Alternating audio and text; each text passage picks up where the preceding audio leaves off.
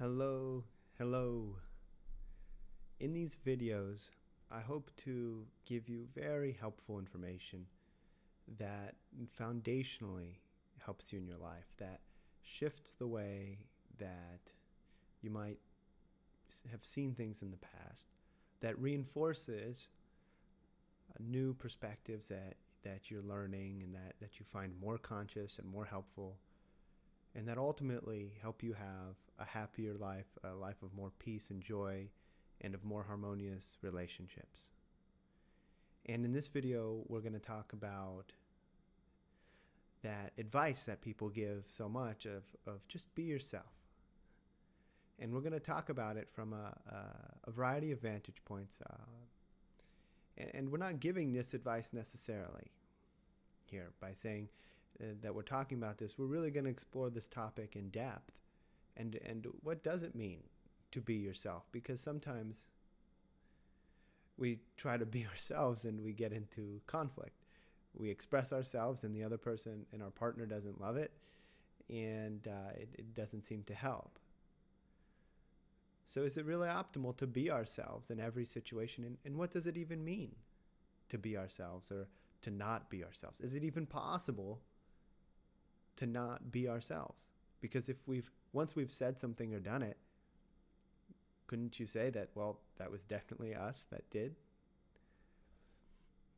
And sometimes we see someone else who seems like they're not being themselves. They sort of feel like they're being insincere or not authentic.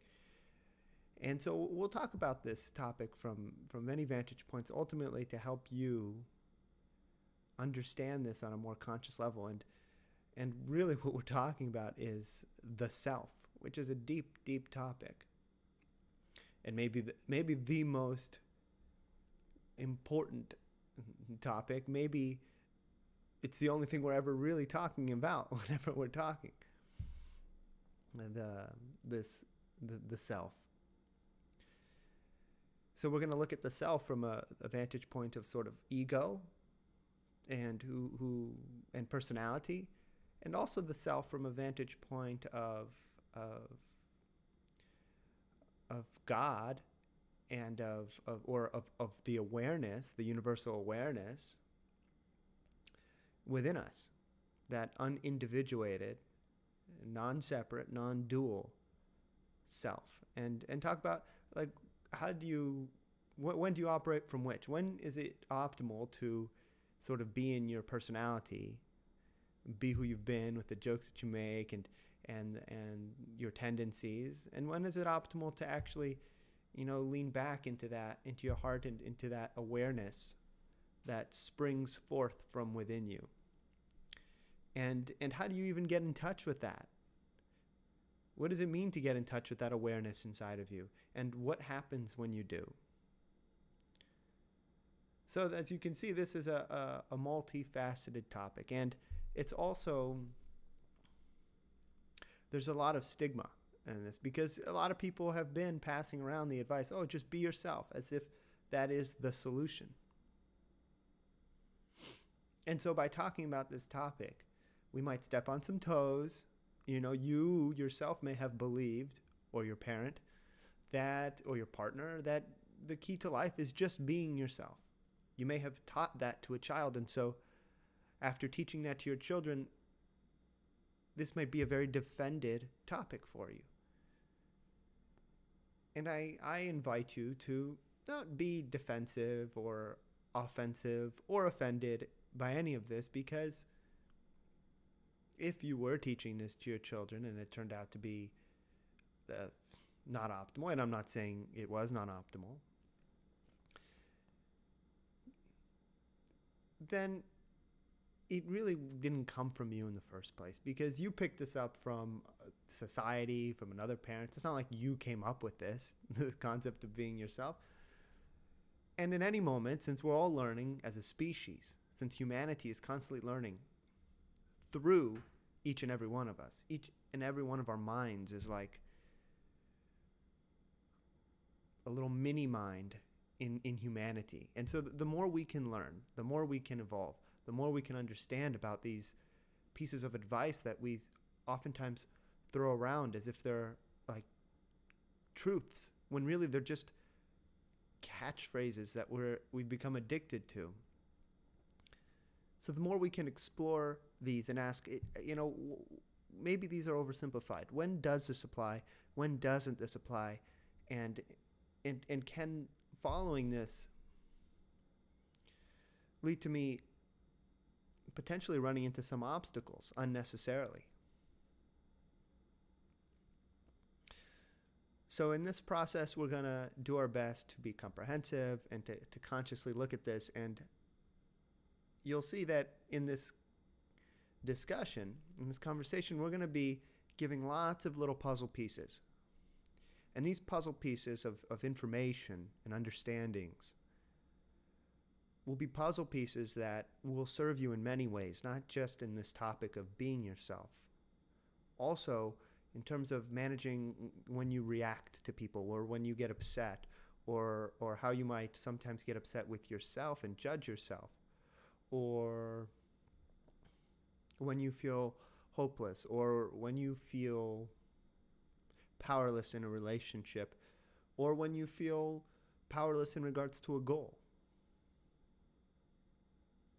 And so this discussion, this topic about being yourself is really just holding the space for these puzzle pieces to be communicated, to be transferred, and for you to then begin putting these puzzle pieces together for yourself in your life as you recall this information and apply it in present time to your conversation later today with your loved one, for example. And ultimately, the goal is to build a loving, conscious family, not just in your home, in your family. That's it also for humanity. And also within yourself, to be loving and conscious within yourself. That's the goal of all of this that I'll be sharing. And a lot of this that I'm sharing is information that I've received from spiritual teachers. And it is the information that I've found to be of the highest quality. And I want to give a special mention to John Jones, whose spiritual teachings have been phenomenal, or excellent and wise and as conscious and loving as they come. And right now I'm reading the book, I Am That. I Am That, a very deep and profound book. Not like most books out there in the way that it's written and communicated, coming from someone who has reached enlightenment, and they talk about the self. And so some of that will inevitably be incorporated into this, because as we talk about what it means to be yourself, of course, we're going to have to talk about our true selves, not just, the Dexter or the you who other people think you are, the you that is made up of what foods you like and what foods you don't like. These things, they don't last. They don't continue after death. These things are temporary. So what is the eternal self? What is the self that is always there and always will be there? That is sort of changeless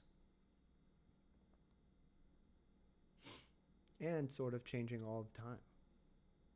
And that is undivided. So you see, this is a spiritual topic, definitely, and it's also a very practical topic, because being yourself is considered practical advice that has been given for a long time and is still being given today. When a child has a difficulty or an adult has a difficult decision, they're often advised to just be themselves in that difficult situation. So what happens when we decide to just be ourselves? A lot of things can happen. When told to be ourselves, some people, they might go into their heart and feel what they feel in their heart. Other people might interpret it differently, and they might go into their gut and feel what they feel in their gut. By the way, when people are doing that, going into their heart or their gut, they're actually going into these different energy centers, their heart chakra or their second or third chakra, and asking themselves what they feel in each of those chakras. And which chakra you ask, which energy center you go to, will determine sort of what response you get.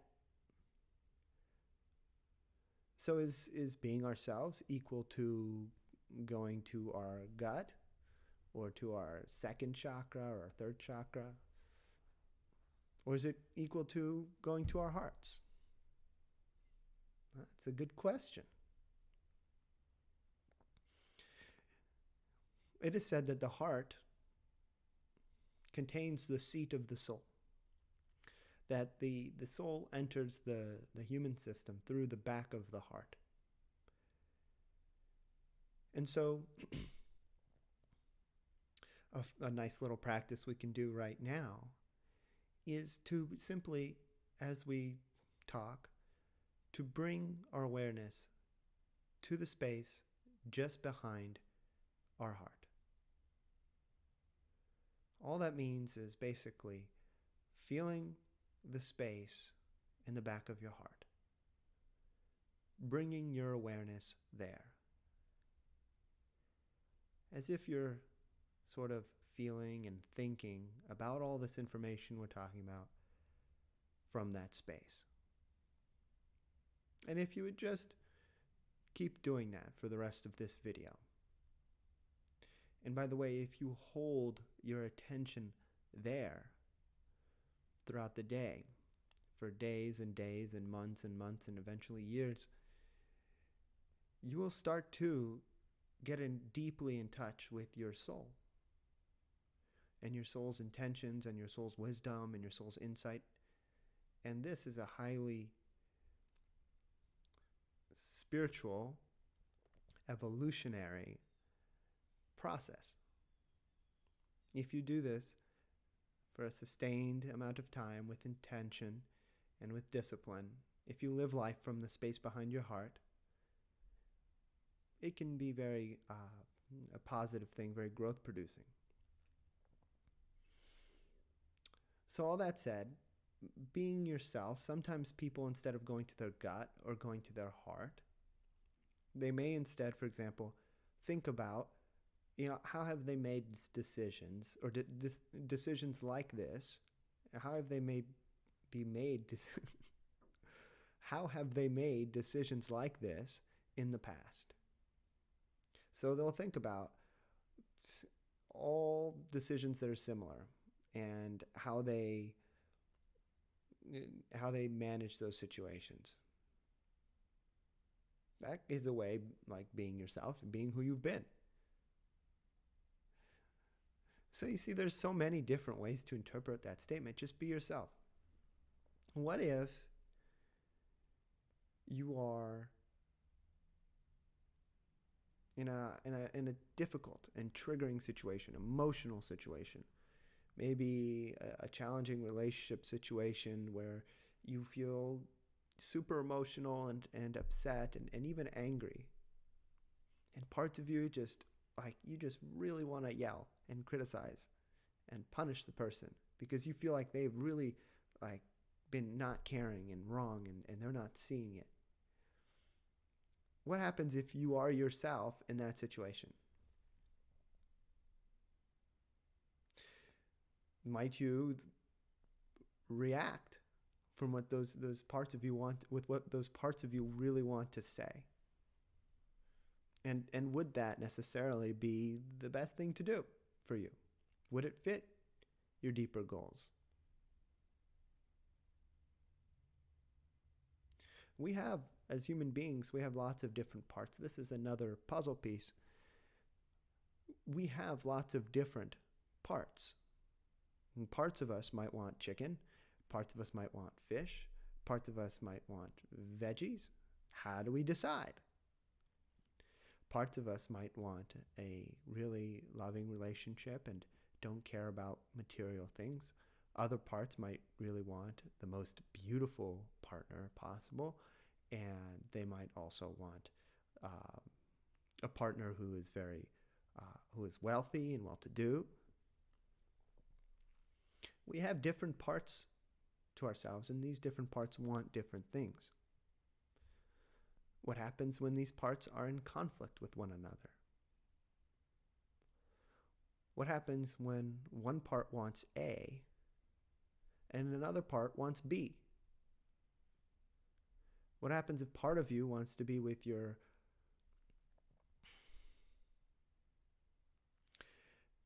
family on the holidays and another part of you wants to be with your partner's family on the holidays?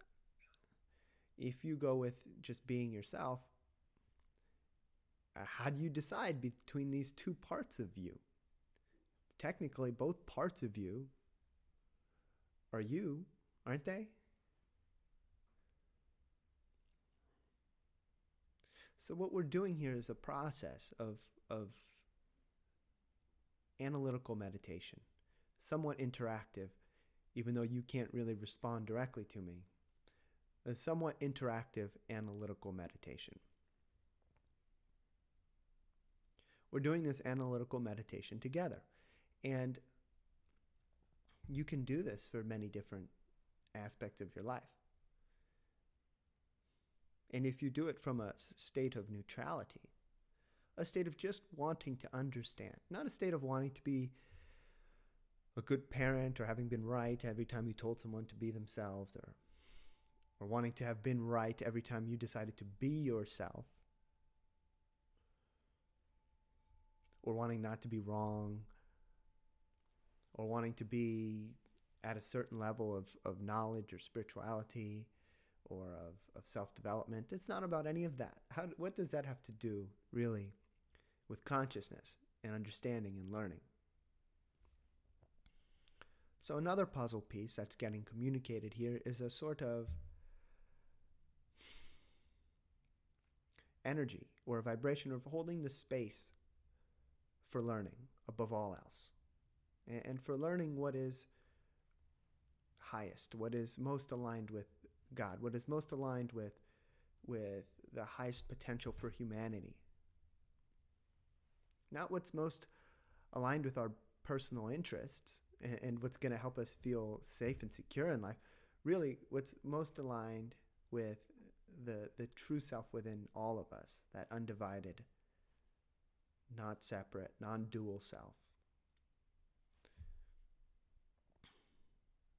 And if you're still in the back of your heart right now, you can sort of feel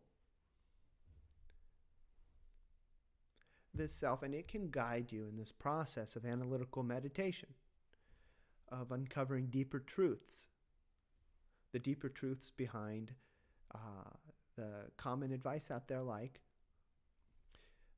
just be yourself.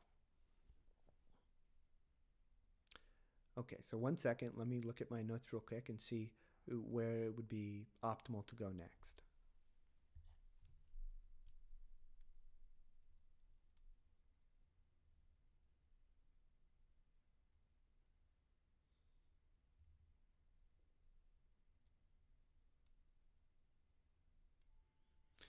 So quickly touching on the benefits of being yourself, or the benefits of this video, what benefits can come from these understandings, even though we've already touched on the puzzle pieces and how these understandings will apply to so many different ways. This video will help you understand when to be yourself and when to sort of question and rethink or take a step back before you react. It'll help you understand what it means to be yourself and how it's okay to not be yourself all the time, and that actually doesn't mean you're not being yourself.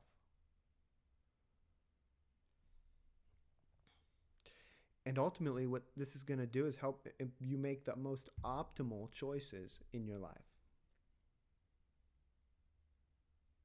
And that's important because every moment we're making choices.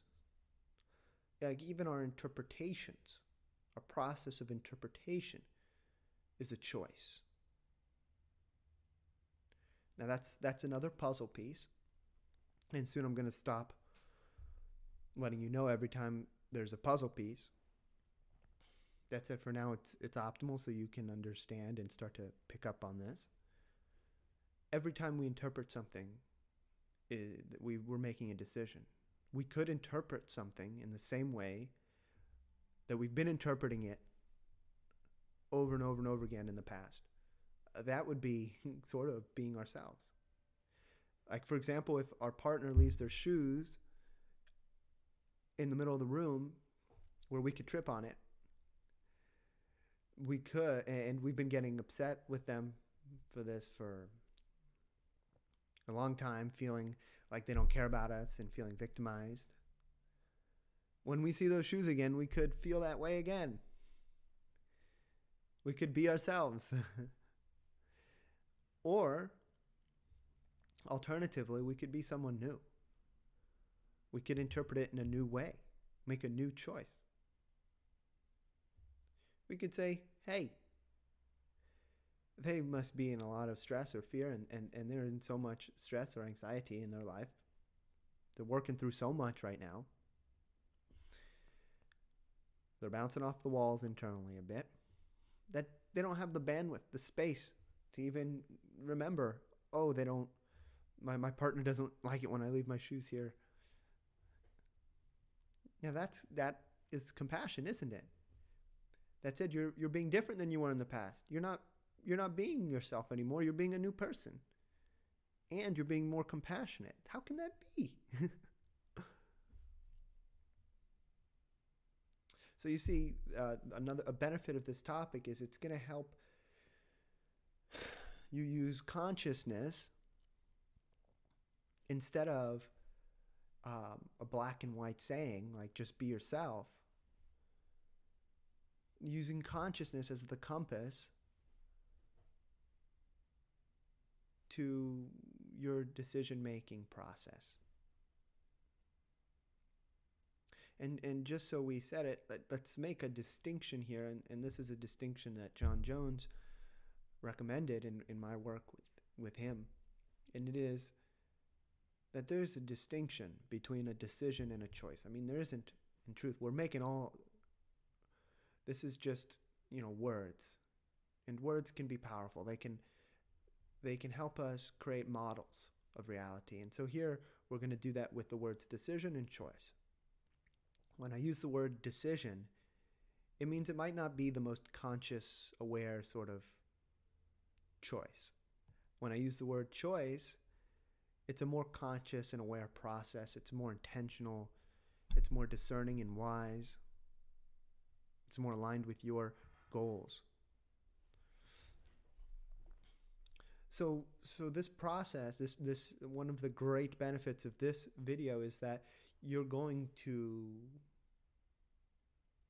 get in touch with ways in which you've been making decisions rather than choices. And it's going to help you make a whole lot more conscious choices instead of reactive decisions. Being yourself can sometimes be a process of continuing to make the same reactive decisions you've always made, or at least in this life. We all have patterns. We have patterns of interpretation. We have patterns of emotion. We might have a pattern of interpreting the shoes on the floor, for example, as an uncaring act by our partner. So if we were to continue that pattern, which is sort of part of our personality, which then becomes part of our personal reality as we interpret the shoes on the floor through the lens of that pattern. That was a puzzle piece, by the way.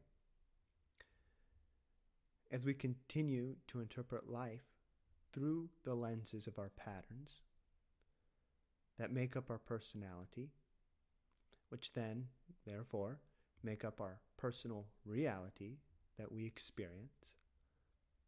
In this case, our partner being uncaring. We're then continuing to be ourselves. And today, in this world, if we all continue to just be ourselves, then will humanity evolve?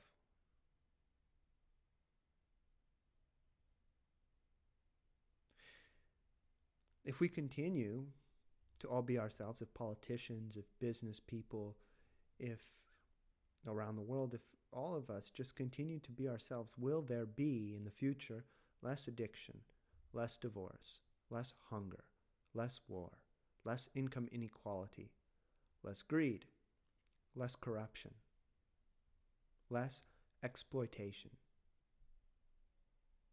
There wouldn't, because we might just continue to follow the same patterns that we've been following up until now. And that would not be change. That wouldn't be positive change. So you see how being ourselves can sometimes lead us in circles. And if sometimes we interpret being ourselves differently, if we interpret it as moving into the back of our hearts, for example, and connecting to the oneness of all beings, and asking what could possibly be the most conscious choice here, what would be in the highest and best good of all? What would be most aligned with God? And I don't mean God in a religious sense. Let's not let some quote-unquote bad apples who have used religion for power to spoil our true essential nature, to spoil the concept of God or the concept of awareness, because that would be throwing the baby out with the bathwater, and only we would suffer from that loss. So I will use the word God, and that God, that word I'm using is pointing to something undescribable. And you could say it is the awareness, undivided, non-separate, non-dual awareness within all of us.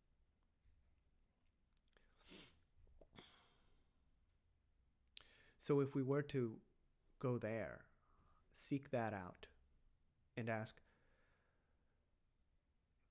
from deep within our hearts, from that place in the back of your heart that I hope you're still at, if not, just move right back there. What really would be the most optimal, empowering, positive, conscious, loving, understanding, compassionate interpretation of these shoes on the floor? Is it my partner doesn't care about me? Is it really all about us? It feels like it, doesn't it, in that moment? They don't care about me.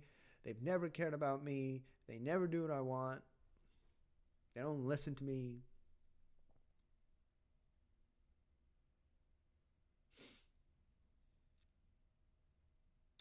Is that what the back of your heart is saying? Is that what the non-dual, non-separate, the one, the holy, the conscious, the unconditionally loving, benevolent awareness within you, is that really what it is communicating to you or perceiving?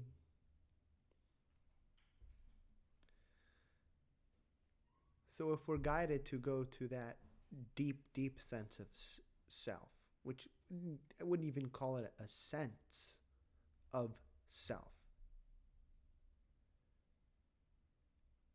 It is because that would be separate from it. A sense of self would be separate from the self. When you're really deeply in your heart, when you're really truly resonating with yourself, there is no separation between you and yourself, between you and anyone else, and between you and anything.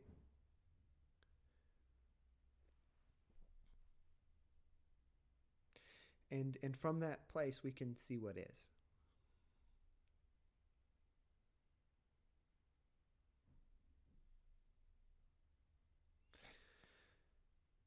And in that situation with the shoes, for example, we would see that our partner was not doing this because they don't love us or because they don't care. They were doing it because they were distracted in their own process of fear and anxiety and worries about life. And so then we would remain tolerant and loving and patient.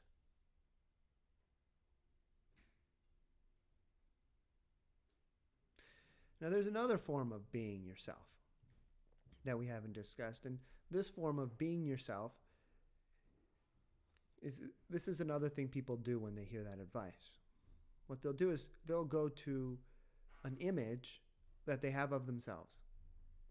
Maybe this image is made up of past, but maybe not. Maybe it's made up of their past decisions and how they now see themselves and who they are. They might think, oh, I'm a very generous person because I've given to many charities, and I'm a very kind person because I've done all these kind acts.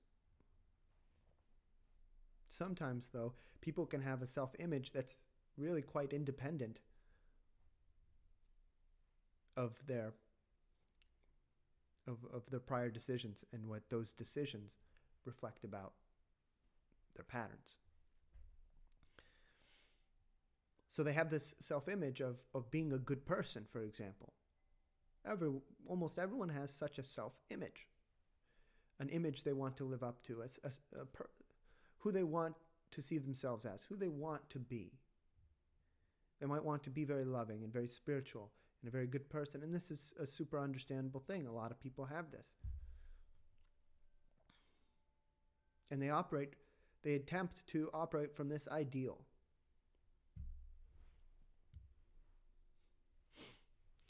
Having such an ideal can be a useful star to follow.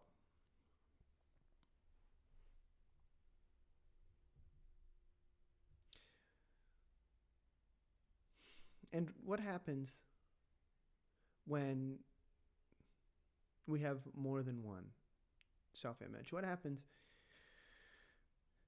if sometimes we see ourselves as a great person and other times we see ourselves as a victim? And that victim is the self-image. We see ourselves as someone who's essentially good and has been wronged by so many people and uncared about in all these relationships and mistreated and abused and neglected. If we use that self-image, that version of ourselves,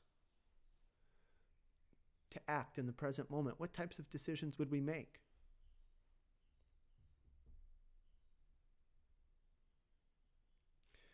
Would we operate from loving, heart-centered, unconditionally loving intention? Or would we operate from the pain that is imbued in that victimhood, in that sense of self that has that victimhood, that feels abused and neglected?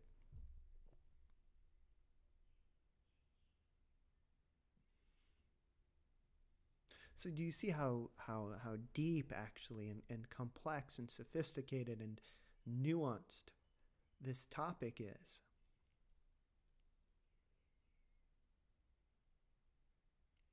And it's a bit rebellious, you could say. Some people might not like this very much, that we're talking about this and questioning it. Some people rather just keep a lid on this stuff.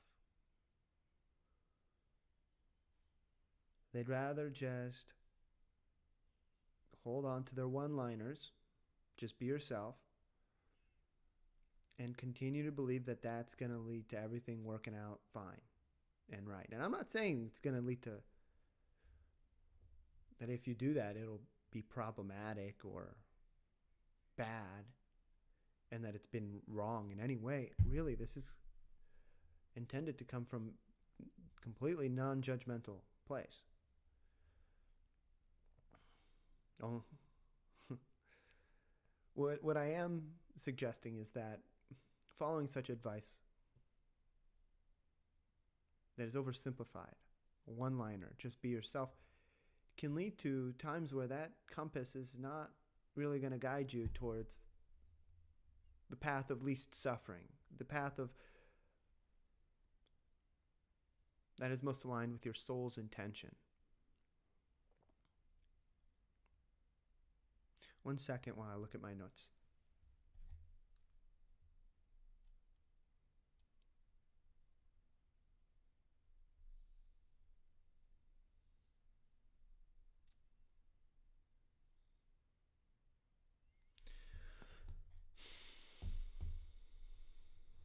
I think that we've discussed this topic from a variety of vantage points, and that we've shared quite a few puzzle pieces here that are not only going to apply to this topic in your life, that said, they're also going to apply to other areas of your life. There's a few more things to share here. The first thing is that whatever decisions you've made in the past, and whatever your patterns are, and everyone has patterns, whatever your patterns are, your patterns of maybe waking up in a bad mood, maybe you're a morning person, maybe you're not. That's a pattern. Maybe you get cranky in the car with other drivers. That's a pattern. Maybe you get cranky at your partner for not meeting your hopes, dreams, and expectations. That's a pattern. Maybe you sometimes feel depressed or hopeless in life. And that's a pattern. Whatever recurring or repetitive negative thoughts or negative emotions that you have are just patterns. They are not who you are. Of course, these patterns make up our personalities, because as we behave from these patterns, we start to create an image of ourselves. Other people create an image of us. So we have this self-image, a sort of social image. And over time, we start to build this sort of like character. The character of Dexter, for example, who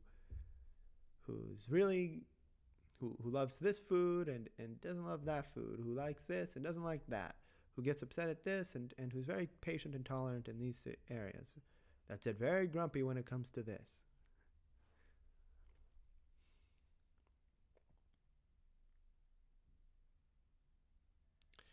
And this is who many people, who a majority of the world, come to believe that they are.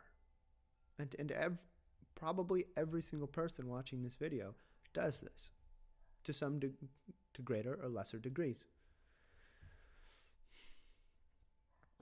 So it's really important to, it's so helpful and liberating and change producing to recognize that none of these patterns are who you are. Take all those times where you yelled at your partner. No, that was not you. You were not the angry person yelling at your partner. To believe and assume that that was you is to operate from misunderstanding. And that misunderstanding will keep you stuck, and not forever, that said, until you transcend that misunderstanding. And it'll keep you in pain and in cycles. Not what you might call optimal cycles. You were the awareness beneath those patterns. There was an awareness there, in there somewhere, maybe in the back of your heart, that was listening, that was witnessing, so to speak. And it was witnessing you yelling at your partner, getting upset, judging them, projecting onto them.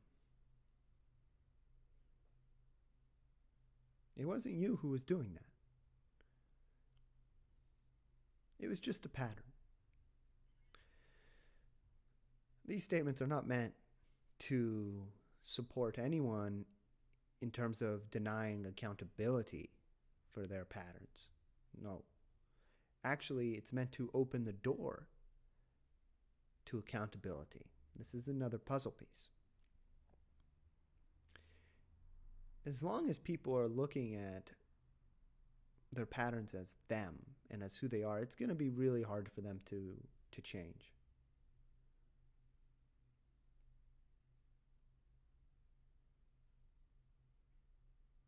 You've heard people say, that's just who I am. I can't change that. Well, it's not. It's not who you are. That was not who you are. You probably picked up that pattern from your parents. Your dad or mom probably did that. And their mom and dad, and their mom and dad, and their mom and dad. So really, whose pattern was this?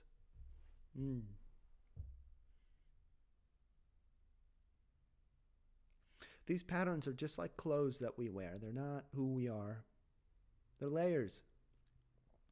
They're layers, and they influence the way we interpret life and reality.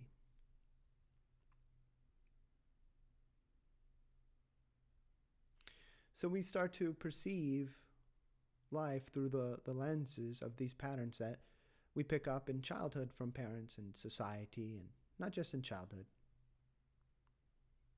And then these patterns sort of become part of our personality.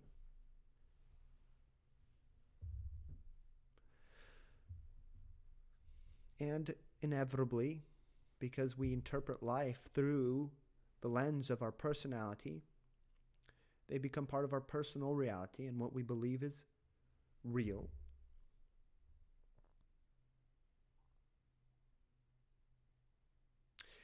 And then we operate with our own version of reality, our own personal reality, which is different than anyone else's, because everyone has their own set of patterns and their own personal reality. And then, of course, when those personal realities don't fit because they're not equal, then there's conflict.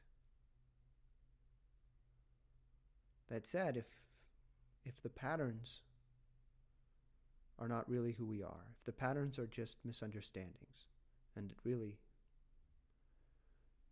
illusions,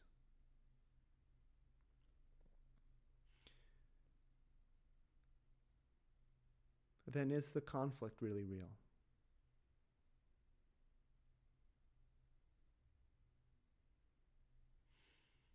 Every once in a while, we'll challenge you. I prefer not to use that word. It's not meant as a challenge. It's has such a combative connotation. A lot of our language does have combative connotations. It's not a coincidence. So in these discussions, we'll offer sometimes we'll go real deep. And this is at the risk of turning some people off. I mean, some people don't want to see, or are not ready yet to see, that conflict and all the conflict they've experienced is based on illusions. That said, if you really do believe, as one of your highest core values, that we are all one, then, I mean, if you want to just look at it from logic, then it means that anytime we've ever felt like we were different or disagreed or separate or in conflict with someone, that was illusion. I don't recommend looking at life just from the vantage point of logic, because logic is very limited. It is only of the mind. And there's more to life than just the mind, which is hard for some people to receive and accept, because a lot of people today are operating only from mind.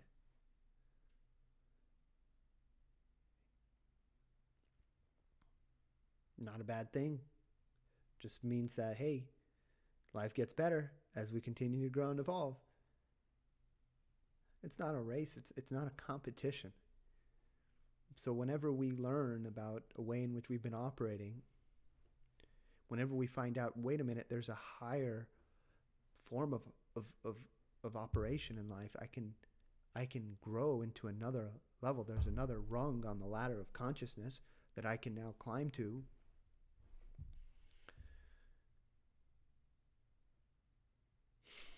That's something to celebrate.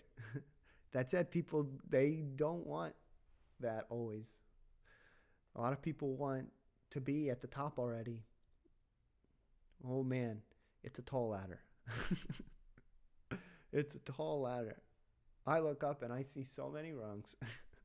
I mean, they say that there's, in terms of energy centers, there's like, what's it, how many energy centers was it? Like over 100,000 energy centers. So like the human beings right now, like we in our physical bodies, we have 7 energy centers, from the root chakra, the second chakra, the third chakra, which is in like the belly, and the fourth chakra, the heart, the fifth, and the throat, the sixth, intuition, the seventh, the crown. And these are amazing.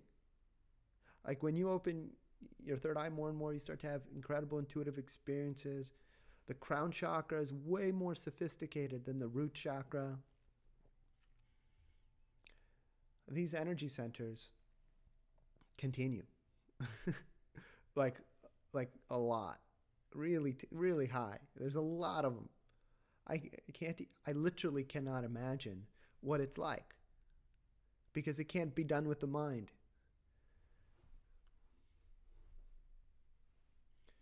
It's okay that the world is a big place. It's okay that there's stuff we don't know. And it's okay that we're all still learning.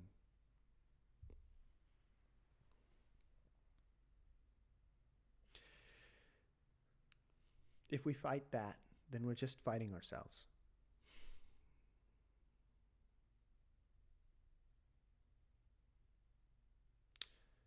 So back to the patterns not being who we are.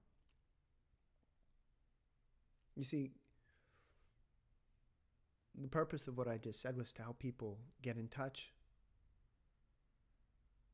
with their patterns, because a lot of people don't want to look at their patterns. And I'm not trying to push anyone to. I'm just trying to help those who are ready or almost there. Because when you do start looking at your patterns, yes, you find patterns. Yes, you find ways in which you've been reacting from emotions. Yes, you find ways in which you've been like your parent or father that you judge. And you also begin to free yourself from the suffering that you experience in your life. The suffering that you tend to blame on your external world. And so you begin to experience greater and greater levels of joy and inner peace and love. And as you do that, as the light within you shines brighter, it shines on those around you. And over time, it is through individuals doing this for themselves, within themselves, and ultimately for others too,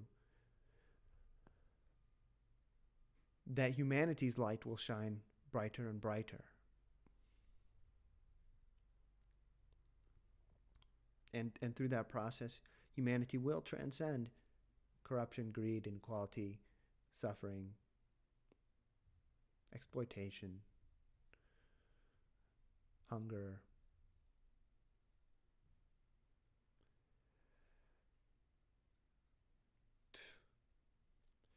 The medication that costs thousands of dollars in a first world country? What? That actually costs very little to produce?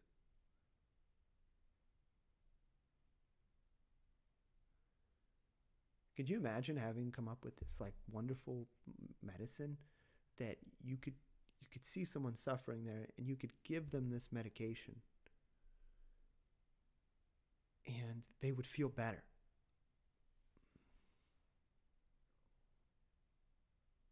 As a society, we've allowed people to take that medication and make it so expensive that that person that we see suffering cannot afford it.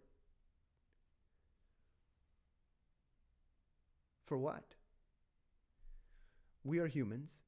In humanity, we decide.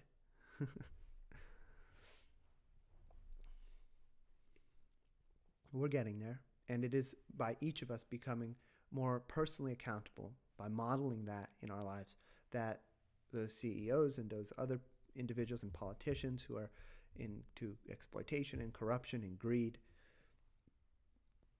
that is how we will facilitate change. It is not by hating them. It is not by hating the president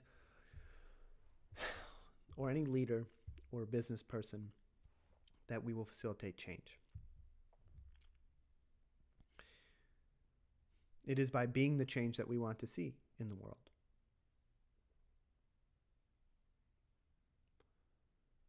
So if we try to just be ourselves, then we might just be acting from the same patterns that have been handed down from generation to generation to generation. And as you may have heard in some of the other videos, we're in a state of hypnosis until the age of 7. So we're just absorbing these patterns. So what? Then by the time you're 7, are you real? Is that who you are?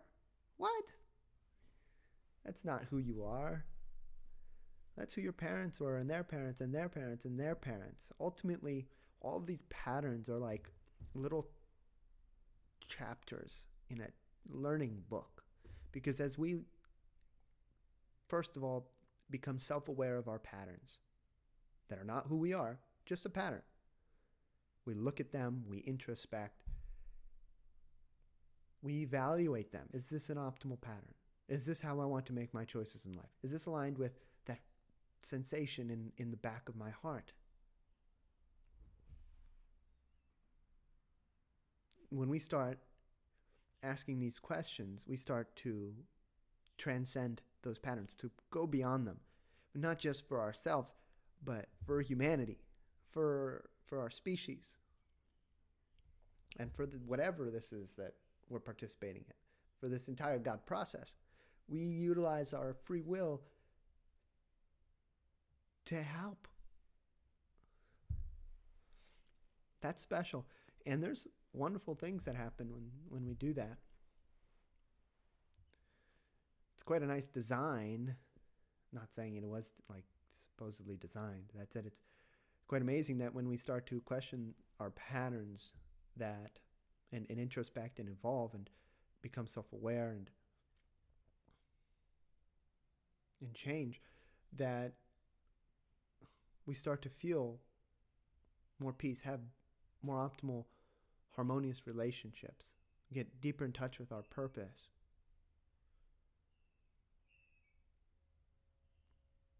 That's nice.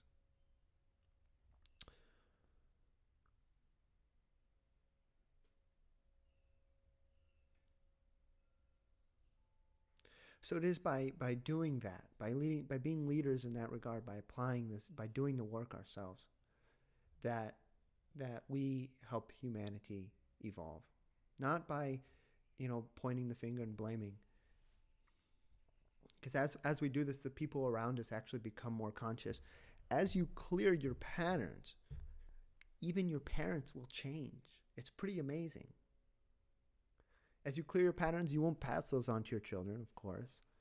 It's that as you clear your patterns, also the people next to you, your colleagues, will change. Because the humans are a herd. They are a herd creature. We exist in herds, not only in the physical body, that's it, also in the subtle energy bodies and in the mind. We have a collective mind.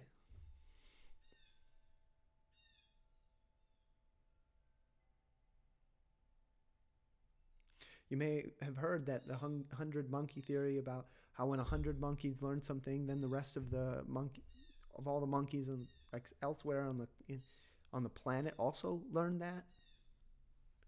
You know, some scientists have tried to disprove that. That said, you can use science to disprove a whole lot of stuff, and to prove a whole lot of stuff. You see this with pharmaceutical companies. I mean, you had scientists proving that cigarettes were good for you. Science is self-fulfilling in many ways, right? People still trying to prove that the earth is flat. People proving today that polluting the environment is totally fine. Doesn't hurt the environment. What? Science can be used as a almost like a pen or a weapon to prove whatever we want. In order to really, really apply science, one must, with great wisdom and consciousness, look at the process, look at the research with an unbiased and neutral mind. And you know who is funding most science these days? It's these very large corporations. So and then we have a culture that is so reliant on science. They're giving their power away to science before even asking in their hearts. If one were to ask in their hearts after visiting a factory or seeing a big old bus blow a bunch of smoke into the air, is this sustainable? Is this optimal? You don't need a research study to do that. You can smell the air. Same thing with the cigarettes.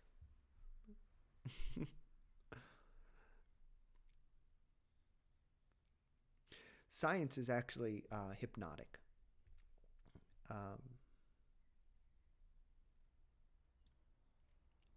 It's a form of hypnosis. I love science, by the way. I love science. And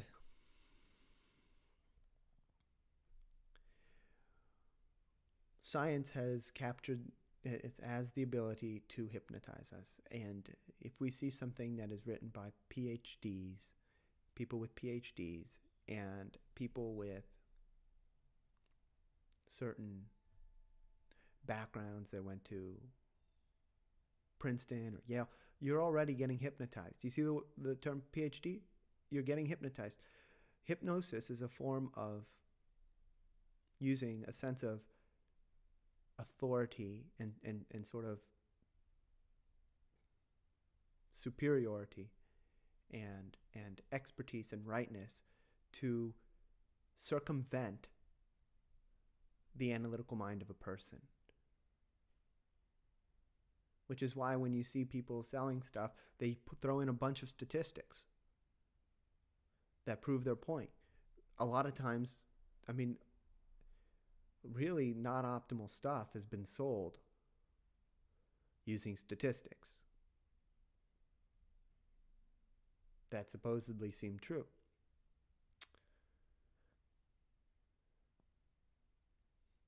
So look, please understand, I love science. Please don't leave a bunch of comments saying that I'm attacking science. I'm not. I'm shedding light on how we have become, how we have all to some degree given away the depth of insight and wisdom that is available to us in our hearts. We've given that away to science instead of following our own intuition.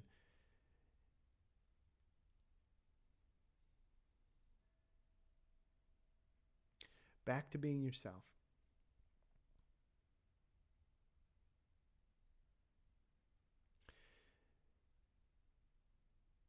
These patterns that we operate from, we can transcend.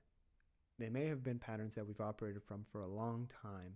That doesn't mean that's who we are. If we see that as who we are, it becomes more fixed, more rigid, much more difficult to transcend because we're identified with it. If we're identified with a pattern, seeing it as who we are, I'm just, for example, I'm just not a morning person. If we're identified with that pattern, it's going to be a lot harder to question it, to introspect on it, to ask, hey, maybe there's another way.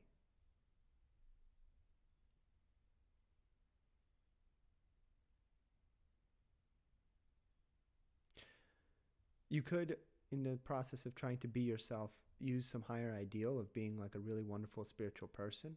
The issue with that is that it creates an identity again. And so if you do that, and if you ask yourself, like, what would Jesus do, which is a great question to ask, or what would the most loving aspects of me do, which is a great question to ask, do that if you choose to. That said, just be careful that you do not start to believe that you are that prematurely. I'm not saying that you can't one day reach complete alignment with God like Jesus has. I am saying that if you begin to gradually create a sort of spiritual ego where you believe that you are that, or where you believe that you are always a kind person, or always caring, or always a good mother, or always a good father, or always a good partner, then it's going to prevent you from seeing the patterns in your life, the patterns in your personality, the patterns creating your personal reality. And so that could potentially not be supportive of humility, the sort of humility that allows you to see those patterns and work with them and let them go. And that's possible. You can interface with life and say, in this way, throughout, no day is really you typically painless. Typically, maybe I feel some stress or anxiety. This is speaking as an average person, and some relationship conflict and desire, unmet desire, and maybe I engage in some form of addictive behavior like binge eating or binge watching Netflix, or drinking or smoking or pornography addiction, or you name it, or judgment of self or other. And I recognize that, none of these things that I do, none of these things that I say are, and none even the things that I believe are who I am. I am the awareness beneath that. I am the awareness that is aware of that.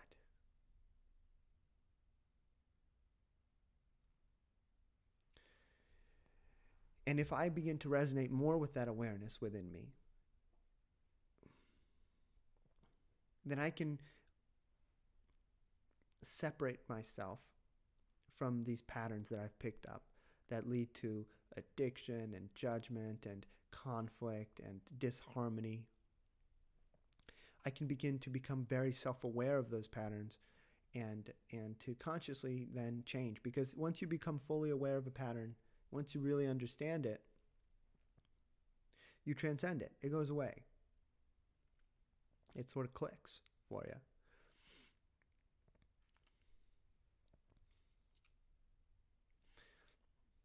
There's the book, I Am That I mentioned, and there's the book, a very short one, called Who Am I? Great, great, great book. It's so short. Who Am I?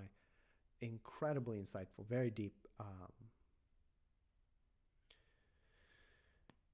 And what these books touch on is how, what these wonderful gurus touch on is how nothing that we can think of or point to or say we are is who we are. We can't, if you say I am Dexter, you cannot be Dexter.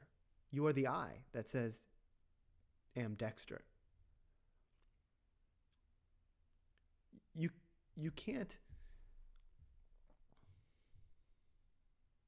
you are never the object of your thoughts. You are never that, so to speak.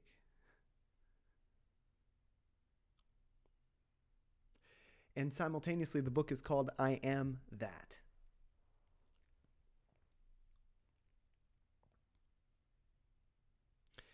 And that's because even though we are not that, we simultaneously are that, because at that moment in time, we are resonating with that. And once we see that that is our own creation, and that beneath that is our awareness, we're able to let go of that creation and just be that awareness within us. If we're not able to see that we are that, that we essentially created that in our minds.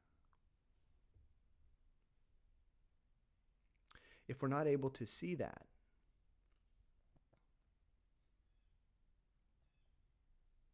to feel that, to recognize that, to gain that sense for that, then we continue to see that as separate from us. And if we continue to see it as separate from us and supposedly belonging to some real world that we live in that is separate from us, then we'll never be able to transcend it. We'll never be able to see how we created it. So, for example, the interpretation of the partner being uncaring when they leave their shoes, we made that interpretation. That's not truth. That's not what's really happening here. That would not be God's narrative or interpretation of that if God were to have a narrative or interpretation. I assure you he wouldn't be saying, he or she, although, would not be saying, oh yeah, I agree with you, your partner's uncaring. I mean, I really don't think God would. We created that. That is us. By recognizing that you are that, eventually you start to realize that all these patterns, while they aren't you because you inherited them from others, for now you're wearing it. And you are being it to a degree. Once you realize that you've been being it, it hasn't been serving you, and it hasn't been who you truly deeply are, then there becomes no purpose for it anymore, and you take it off and you let it go. So the I am that is such a deep and powerful message, and I don't claim to speak for all of its depth and intelligence, as is described in the I Am That book by the guru who was interviewed, or by the Who Am I book. That said, there's two. This has a sort of two interpretations. The one is the I am that, meaning that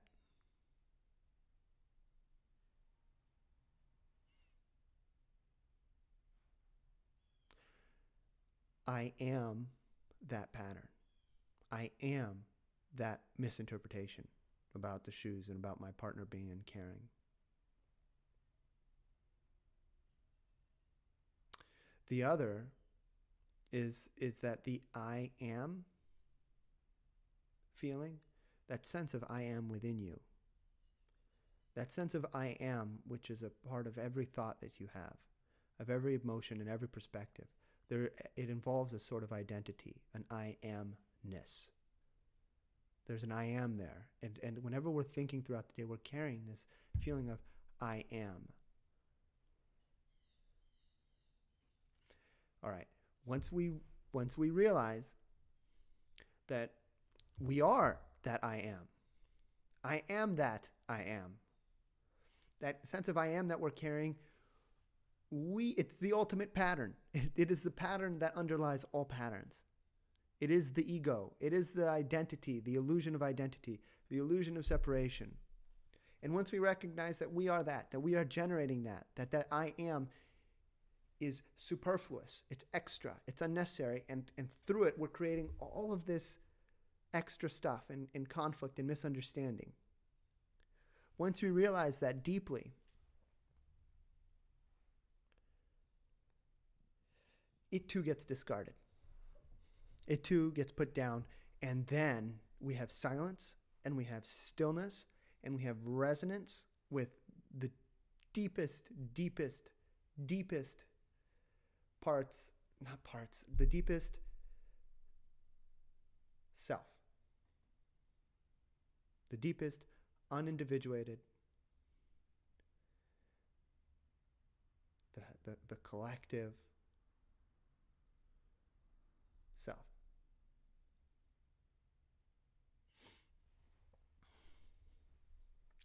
Let me check my notes. I'm really glad that we went there. For a while there, I thought, maybe this is going too esoteric, too far. That said, even if you're you weren't able to get it the first time around, listen to it again if you want to. The having this, going this far, going this deep as we did, it gives you a path. It gives you a star to follow. And if you follow, and having a star to follow is great, because, you know, what's the difference between following one star for 10 days, 10 months, a year, 5 years, 10 years, a lifetime, compared to following another star for the same amount of time?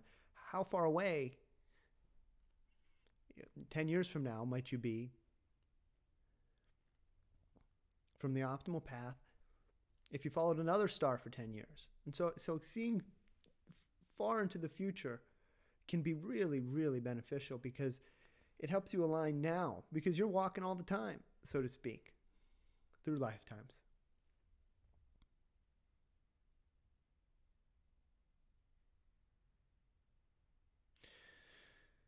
So I'm really happy that we were able to communicate about this sense of I am within us, and how who we really are is that which the sense of I am springs forth from. You see, English language isn't made for this. Who we really are is that which the sense of I am springs forth from.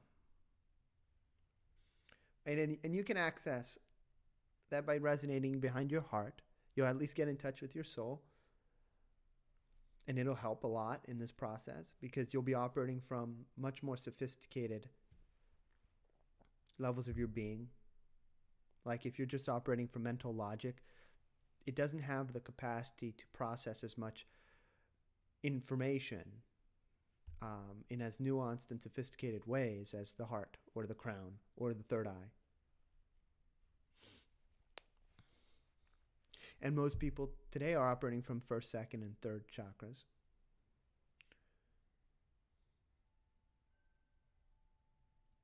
So what I would recommend ultimately, right, because this is about the topic of just be yourself, right? And I'm obviously not recommending that as a life strategy. That said, I think it's optimal to talk about, you know, how it does ultimately in some ways apply, because there's some truth and wisdom to everything. I mean, certainly, in fact, you could say just be yourself if it's applied in the way that we discussed the self just now. Might be the most empowering piece of advice out there. So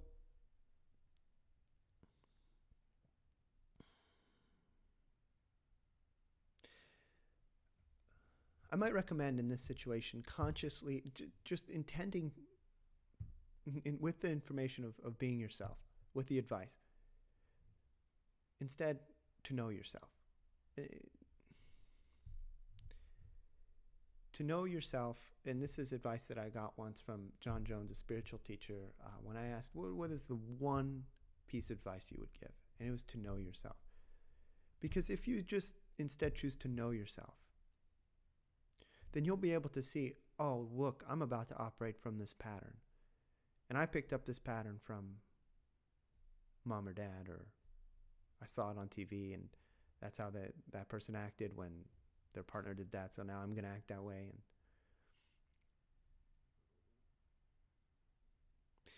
And if you start to know yourself by questioning and introspecting on your interpretations, and not only your interpretations and beliefs, that's it also your process of interpretation. So like the deeper patterns that make up those interpretations, and the deeper patterns that make up how you create your beliefs and how you operate from your beliefs.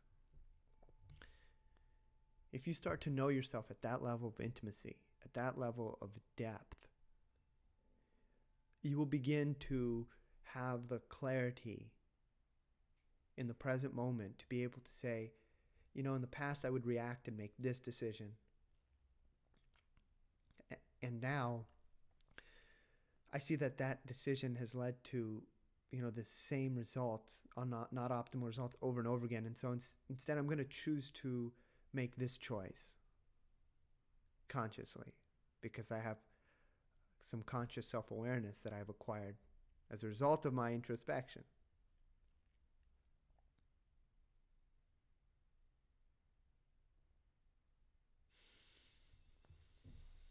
And please, please, please do not hold yourself responsible, so to speak, meaning don't judge yourself if for your patterns or if you react. Be loving to yourself, accept yourself, because it is love and acceptance that leads to more self-awareness.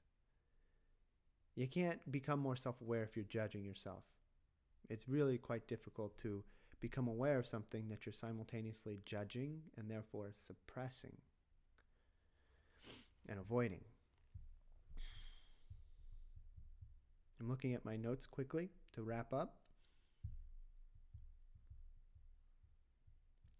And obviously you need not go into that eternal self, the essence of who you are, deep, deep, deep, deep in your heart, and the source of the I am, and move to a cave and just meditate for the rest of your life. You could. That said, you can also operate from your heart and remain integrated in society, which means, to a degree, having a personality. And recognizing that your personality, whatever jokes you make, whatever foods you like, that's not you. That's not who you are. Whatever thoughts you might have, those thoughts aren't you. Sure, they're part of your system, so to speak. You are witnessing them. And what is wonderful is that over time you can influence them too. And eventually those thoughts and emotions can be all transcended, and you can live from your heart all the time. And in that process, it's important to build a nice bridge, a bridge that is pleasant, right? Expecting overnight change is not supportive of a grateful, patient, tolerant, positive, happy life. And so in your process, start with the patterns that you feel are the least optimal for you, that are least aligned with your goals. Start with those. Start noticing those. Start introspecting on those first. Do some introspection or analytical meditation on those, if you want, if you choose. And start to sort of create a version of you that helps you reach your goals and continue to evolve optimally. That doesn't mean just being the same you've always been. That means allowing yourself to change and be okay with that. Accept that. Welcome it. Be the partner that sees the shoes and says, oh, my wonderful partner, I'm sure they were just, stressed and anxious. Let me move these for them. Or not. You can leave them there. Whatever those examples are for you, I'm not saying that this is the example for you, the shoes on the floor. It is an example. Think about, what are those examples for you? Feel it out. What really bothers you? Because that's a pattern, and that pattern is not who you are.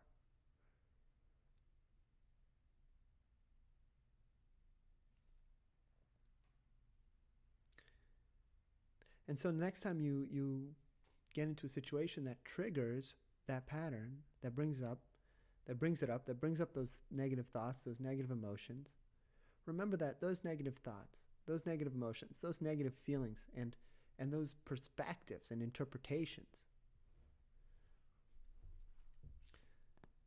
they're not who you really are. You are the awareness deep down that is aware of those thoughts, those emotions, those interpretations. And through that awareness, through that understanding, maybe you'll make the choice in that moment to forgive yourself, to forgive whoever else, to let those thoughts, those emotions, and those misinterpretations go. Maybe you'll connect to the back of your heart and ask what would be the highest understanding that could empower me in this situation in alignment with my soul's intention.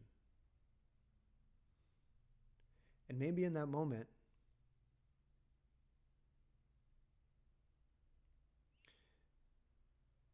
for the first time, you choose to behave differently in that scenario. You say something new. You do something different. And you break a pattern that's been handed down generation after generation in your family and in humanity. And that new choice changes everything. It changes everything for everyone. And your partner receives you differently and upgrades. And everyone in your lineage and in the species essentially receives a sort of upgrade, because we are all connected. We are all one. And you can find this if you go into the deepest aspects of yourself. I hope that this has been helpful. I would love to know if you listen to this through to the end and what you gained from it. Please, please, please share it with me, and please like the video if you liked it. I'm not asking you to do it if you didn't. Just let me know so that I can understand the type of material that's helping you, so that I can focus on that. And if you want to stay in touch with us and what we're doing, please go to our website, which is in the description, and subscribe to our newsletter. And